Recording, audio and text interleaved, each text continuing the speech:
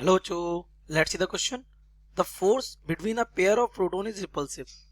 Protons के pair के बीच में फोर्स कैसा होता है? repulsive. Does the potential energy increases or decreases as pair of protons is brought together? Let's see the key concept of this question. The key concept of this question is beta that the like charges repel and unlike charges attract each other. ये बात हमें पता है. तो अगर दो charges, ये रहा हमारा चार्ज नंबर 1, इसे कह देते हैं Q1, और ये हमारा चार्ज नंबर 2, इसे कह देते हैं Q2. अगर ये दोनों एक दूसरे से r डिस्टेंस पर सेपरेटेड है, देन दे possess क्या? Electrostatic potential energy. किसकी वजह से? Because there is a force और repulsion between them.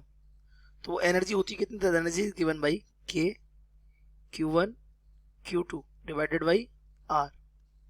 So this is the potential energy stored between the two charges. Point. अब क्वेश्चन देख लेते हैं. वो कह रहा है ये दोनों चार्जेस एक दूसरे से कितनी r डिस्टेंस पे थे. अब वो कह रहा है इनको कहाँ? यहाँ पास ले जाना है. तो आपको पता है इस पे नेचुरल फोर्स कितना लग रहा है? F12. ये फोर्स कितना होगा? F21. और अगर आपको इनको पास ले जाना है तो आपको क्या लगाना पड़ेगा? Force against this force of repulsion. So to decrease the distance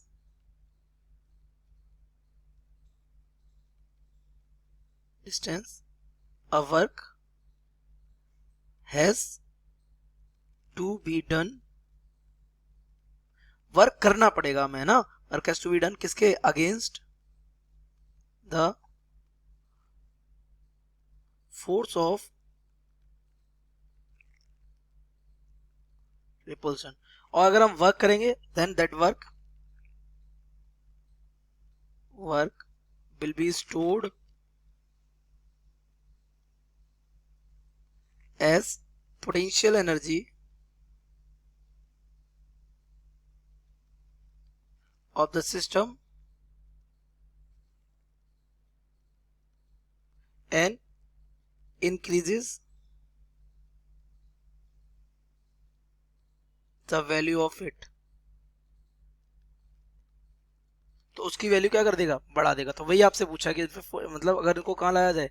close लाया जाए एक दूसरे से. अगर उनकी इंक्रीज और डिक्रीज हो गया, पेयर प्रोटॉन्स कहाँ ब्रॉट टुगेदर, तो इसको पास लाने में पोटेंशियल एनर्जी क्या हो जाएगी? इंक्रीज, क्योंकि वर्क करना पड़ेगा किसके अगेंस्ट? उसके फोर्स और रिपल्सन के अगेंस्ट. और यहीं पे अगर बेटा एक प्रोटॉन और एक इलेक्ट्रॉन होता है नेगेटिव चार्जेस, तो आपको पता है जब ये पास आते तो वर्क हम नहीं करते, ये इनका फोर्स ऑफ अट्रैक्शन खुद ब खुद कर लेता. तो इनका जो पोटेंशियल एनर्जी होता है वो कैसा हो जाता है? डिक्रीज हो जाता. तो इस केस में डिक्रीज होगा, लेकिन इस केस में क्या हो जाएगा? इंक्रीजेज हो जाएगी. Okay, so I hope you have understood it well. Best of luck.